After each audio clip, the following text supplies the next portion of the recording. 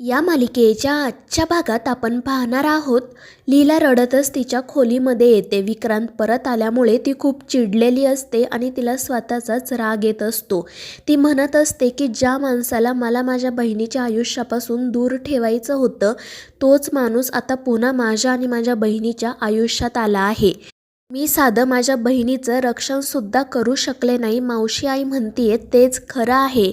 मी कधीच काहीच नीट करू शकत नाही. आणि मग त्यानंतर ती रागातच कपाटामधून काही नोट बाहेर काढते आणि त्यावर ती लिहू लागते की मी विक्रांतचा खरा चेहरा ओळखू शकले नाही. मी माझ्या रेवतीला विक्रांतपासून वाचवू शकले नाही. विक्रांतचा खरा चेहरा रेवतीसमोर वेळेत आणू शकले नाही. एक बहीण म्हणून मी अपयशी ठरले. आणि मग त्या सगळ्या चिठ्ठ्या घेऊन ती रडू लागते. तितक्यात एजे त्या ठिकाणी येतात. ते लीलाला शांत करण्याचा प्रयत्न करत म्हणत असतात की लीला तू प्लीज रडू नको. आणि मग ते लीलाच्या हातामधील त्या चिठ्ठ्या बघतात.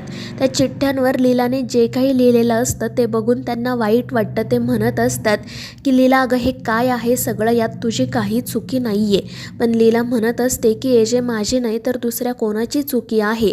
या सगळ्यात माझीच चूक आहे. तो विक्रांत परत घरात आला आणि मी काही करू शकले नाही. आणि ती रडतच एजेंना मिठी मारते. तर एजे तिच्या डोक्यावरून हात फिरवत तिला समजावत शांत करत असतात.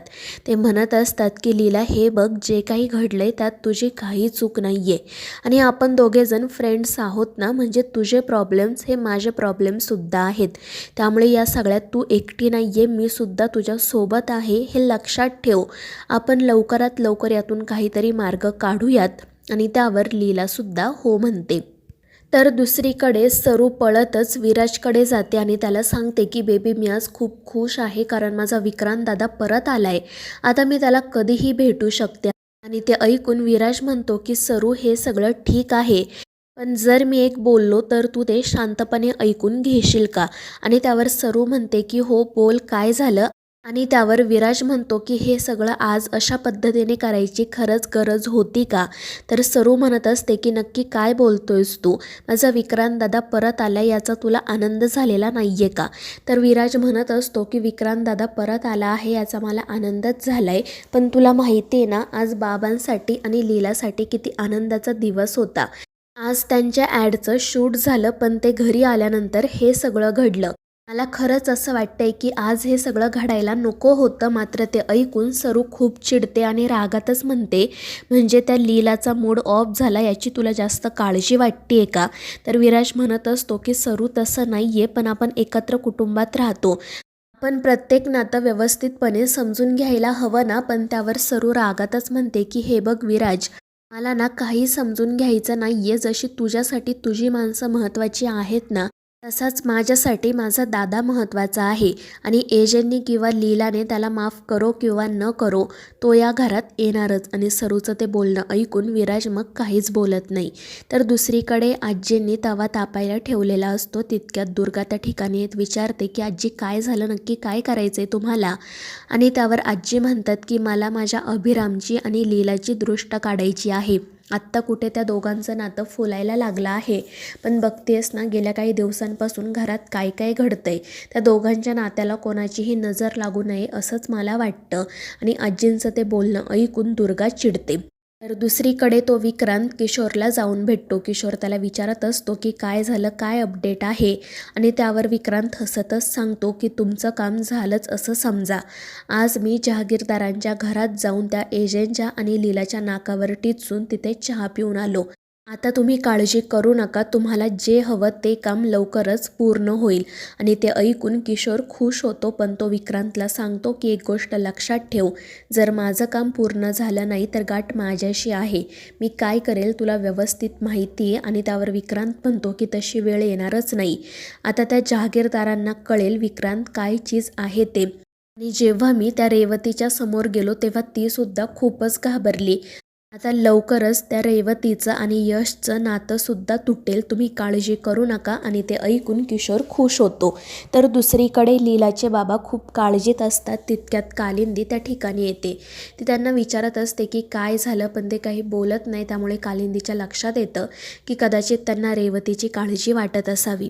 त्यामुळे ती म्हणू लागते की तुम्ही आपल्या रेवची काळजी करू नका. लीलाचं आणि एजंटचं सगळं कसं छान झालं तसंच आपल्या रेवचं आणि यशचं सुद्धा छान होईल. मात्र त्यावेळी बाबा म्हणतात की अगं आपल्या लीलाचा स्वभाव आणि रेवतीचा स्वभाव खूप वेगळा आहे. लीला कोणत्याही परिस्थितीचा सामना करू शकते, मात्र रेवचं तसं नाही आहे. आणि त्या दुर्गा मॅडम कशा आहेत तुला माहिती आहे ना, त्यांच्यापुढे हिचा निभाव तरी लागेल का. आणि त्यावर कालिंदी म्हणते की तुम्ही काळजी करू नका, सगळं होईल ठीक. आणि तिकडे तुमची लाडकी मुलगी बसली आहे ना, ती घेईल माझ्या रेवची काळजी. आणि जर तिने काळजी घेतली नाही ना, मग मी सांगेल तिला तिला चांगलंच सुनावेल. आणि ते ऐकून बाबा अजूनच काळजीत पडतात. दुसरीकडे आजी एजंटची आणि लीलाची दृष्ट काढते आणि त्यानंतर त्या सगळ्या मिरच्या गरम तव्यावर टाकते. तर हे सगळं काही दुर्गा, लक्ष्मी आणि सरू बघत असतात आणि तितक्यात सरूला ठसका येतो. त्यामुळे ते सगळेच जण तिच्याकडे बघू लागतात. त्यानंतर लीला बेडरूममध्ये जाते. बेडशीट लावण्याचा प्रयत्न करत असते, मात्र तिला सतत आज घडलेला प्रकार आठवत असतो आणि त्यामुळे तिचं काम काही नीट होतच नाही. तितक्यात मग एजे त्या ठिकाणी येतात आणि ते दोघेजण मिळून काम पूर्ण करतात. त्यानंतर मग लीलाला तिच्या बाबांचा कॉल येतो, तर फोन स्पीकरवरच असतो. बाबा तिला विचारत असतात की बाळा तू काही कामात तर नव्हती ना. त्यावर लीला म्हणते की नाही बाबा बोला काय झालं. पण ते काही बोलत नाही. त्यामुळे लीला त्यांना विचारते की काही टेन्शन आहे का. आणि त्यावर बाबा म्हणतात की हो मला रेवूबद्दल. आणि ते ऐकून लीला पटकन फोन स्पीकरवरून काढायला जाते, मात्र तितक्यात एजे म्हणतात की थांब स्पीकरवरच राहू दे. त्यामुळे मग ते दोघेही जण बाबांचं बोलणं ऐकू लागतात. बाबा लीलाला सांगत असतात की आज रेवती आणि यश तुमची शूटिंग बघण्यासाठी येणार होते, पण अचानक काय झालं काय माहीत, रेवू अचानक घरी आली आणि आल्यापासून ना ती खूप अस्वस्थ दिसते. असं वाटते की ती खूप रडली आहे, आमच्याशी नीट बोलतसुद्धा नाही आहे. त्यामुळे मला काळजी वाटते. आणि ते ऐकून लीला आणि एजेसुद्धा काळजीत पडतात. पण लीला बाबांना म्हणते की मी उद्या तिच्यासोबत बोलते, तुम्ही काळजी करू नका. आणि मग बाबा फोन ठेवून देतात. तर इकडे लीला खूप घाबरलेली असते. ती म्हणत असते की रेवू शूटिंग बघायला येणार होती पण आलीच नाही. तिला तो विक्रांत तर भेटला नसेल ना, त्याने तिला त्रास तर दिला नसेल ना. आणि त्यावर एजे म्हणतात की लीला असं काही घडलं नसेल, कारण त्या विक्रांतला चांगलंच माहिती जर त्याने रेवतीला त्रास दिला तर त्याची गाठ माझ्याशी आहे. त्यामुळे तो असं करणार नाही. पण तू काळजी करू नको, आपण उद्याच तिच्याशी बोलूयात, मी सुद्धा तुझ्यासोबत येतो. आणि ते ऐकून लीला खूप खुश होते आणि एजंटचा हात हातात घेत त्यांचे आभार मानते. दुसऱ्या दिवशी सकाळी लीला किचनमध्ये असते, पण तिचं कामाकडे लक्ष नसतं. तितक्यात यश त्या ठिकाणी येतो. तर लीला त्याला विचारत असते की यश सगळं काही ठीक आहे ना? त्यावर तो हसून म्हणतो की हो, पण तू असं का विचारतेस. आणि त्यावर लीला म्हणते की खरंच तुझ्यामध्ये आणि रेवमध्ये कोणते वाद तर झाले नाही आहेत ना. तर यश म्हणत असतो की नाही, आमच्यामध्ये कोणतेही वाद झालेले नाही आहेत, सगळं काही ठीक आहे. पण तरीही लीला पुन्हा पुन्हा त्याला तोच प्रश्न विचारत असते. आणि तितक्यात दुर्गा त्या ठिकाणी येते आणि या गोष्टीवरून ती लीलासोबत वाद घालू लागते. पण एजे त्या ठिकाणी आल्यावर ती गप्प बसते.